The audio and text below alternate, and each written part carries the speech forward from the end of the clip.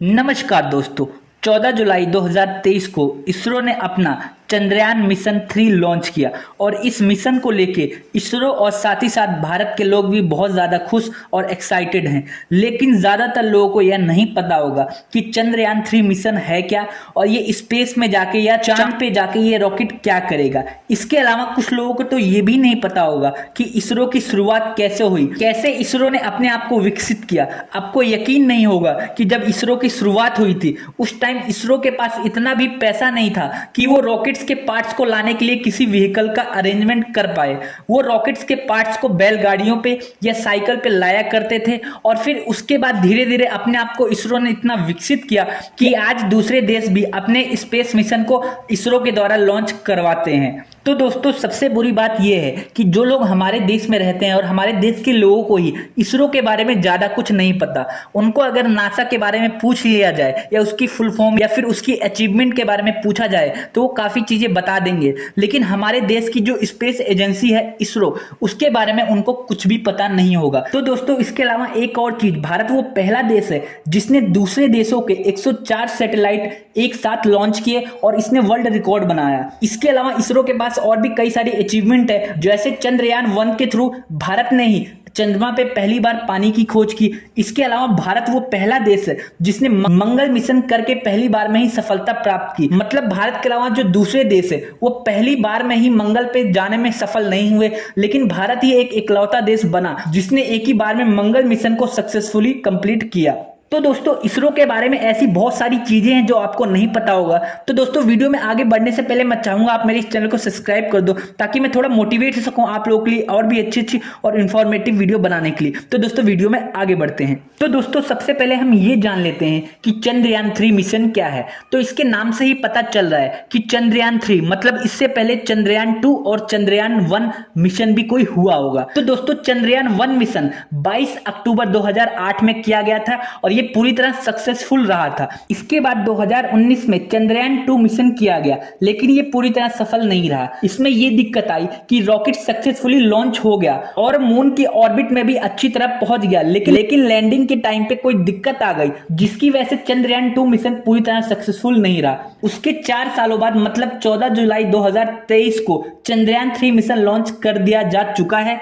लेकिन अभी जब मैं ये वीडियो डाल रहा हूं तो अभी इसके बारे में कोई अपडेट नहीं है कि ये मिशन सक्सेसफुल हुआ है कि नहीं, क्योंकि रॉकेट को चांद तक पहुंचने में थोड़ा टाइम लगेगा और ये वीडियो में थोड़ा जल्दी डाल रहा हूं। लेकिन जैसा भी अपडेट आएगा मैं आपको वीडियो के थ्रू बता दूंगा। तो दोस्तों, अब हम ये बात कर लेते हैं कि चंद्रयान 3 मून पे जाके करेगा क्या। तो दोस्तों, सबसे पहली प्रायोरिटी साइंटिस्टों की ये है कि चंद्रयान 3 को सक्सेसफुली मून पे लैंड करवाया जाए। उसके बाद दूसरी चीजों की इसमें प्रायोरिटी रखी गई है, जैसे कि जब चंद्रयान 1 मून पे गया था तो उस टाइम वहां पे पानी के कुछ मॉलिक्यूल्स मिले थे, लेकिन अब चंद्रयान 3 के थ्रू ये पूरी तरीके से प्रमाणित किया जाएगा कि चांद पे भारी मात्रा में पानी है। उसके अलावा वहां की मिट्टी की भी टेस्टिंग की जाएगी कि इसमें कौन कौन से मॉलिक्यूल्स हैं, या दूसरी चीजों की खोज की जाएगी। तो दोस्तों, अब हम ये बात कर लेते हैं कि इसरो की स्थापना कैसे हुई, कैसे इसरो ने वो दिन भी देखा जब रॉकेट्स के पार्ट्स को एक जगह से दूसरी जगह ले जाने के लिए साइकिल और बैलगाड़ी का यूज करना पड़ रहा था, और आज कैसे इसरो इतनी बड़ी संस्थान बन गया है कि दुनिया में वो चौथे स्थान पे है स्पेस एजेंसी में। और जो मिशन नासा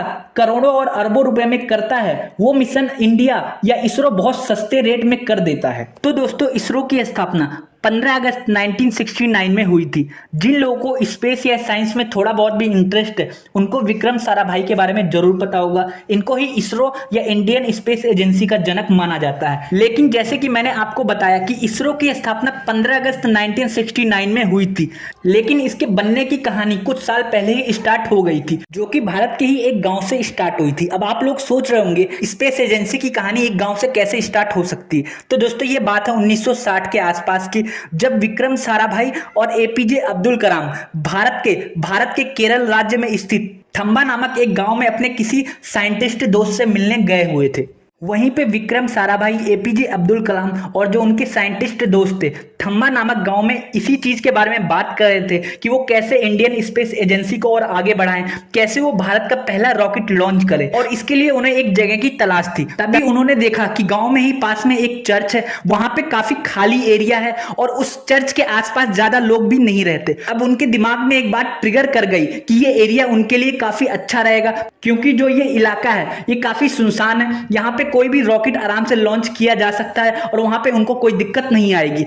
तो इसके लिए विक्रम साराभाई और एपीजे अब्दुल कलाम उस चर्च के पादरी या जो चर्च की जो देखभाल करता है उनसे मिलने गए। वहां उन्होंने उनसे काफी रिक्वेस्ट करी कि उनको एक अच्छे काम के लिए, भारत को आगे बढ़ाने के लिए और इंडियन स्पेस एजेंसी को आगे बढ़ाने के लिए आपकी जमीन चाहिए। इसके बाद जो चर्च के पादरी थे या जो चर्च की देखभाल करते हैं वो राजी हो गए और उन्होंने विक्रम साराभाई को वो जमीन दे दी। उसके बदले उन्होंने कहा कि उनको कहीं और किसी दूसरी जगह पे ये चर्च बना के दिया जाए और फिर विक्रम साराभाई इस चीज के लिए राजी हो गए। उसके बाद विक्रम साराभाई ने चर्च को वर्कशॉप में कन्वर्ट कर दिया और जो वहीं पास में पशुओं की जो शेड होती है जहां पे पशु रहते हैं उसको स्टोर रूम और दूसरे चीजों के लिए उसका यूज किया जाने लगा। उसके अलावा उस एरिया में आने जाने के लिए कोई साधन भी नहीं था, इसलिए रॉकेट्स के पार्ट्स को या कोई भी चीज अगर जरूरत पड़ती थी रॉकेट के लिए तो साइकिल पे ही लोग जाते थे और उसके बाद वहां से सामान को लाते थे और कभी कभी बैलगाड़ी का भी यूज किया जाता था। जो वहां के साइंटिस्ट थे वो अगर घर पे लंच करने के लिए जाते थे तो साइकिल से ही आते जाते थे और कभी कभी क्या होता था वो खाना भी नहीं खाते थे, वो इतना ज्यादा काम में व्यस्त हो जाते थे।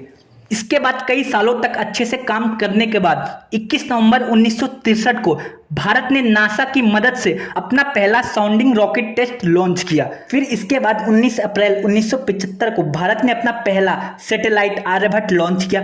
इसके बाद इसरो ने पीछे मुड़ के नहीं देखा और कई सारे सैटेलाइट लॉन्च किए, जैसे कि 1977 में भारत ने अपना पहला टेलीविजन सैटेलाइट लॉन्च किया जिसके थ्रू सारे लोग दूरदर्शन को देखते थे। लेकिन इसरो ने सन 2000 के बाद इतनी अच्छी तरक्की करी कि उसने सारे देशों को पछाड़ के दुनिया में चौथे स्थान पे आ गया। तो दोस्तों आपको एक बात जान के काफी हैरानी होगी कि जो मिशन नासा करोड़ों रुपए में, अरबों रुपए में करता है वो मिशन इसरो या भारत बहुत कम दाम में कर देता है।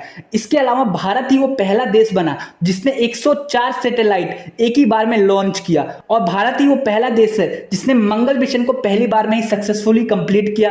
उसके अलावा भारत वो पहला देश है जिसने पहली बार में चांद पे पानी के मॉलिक्यूल्स की खोज करी।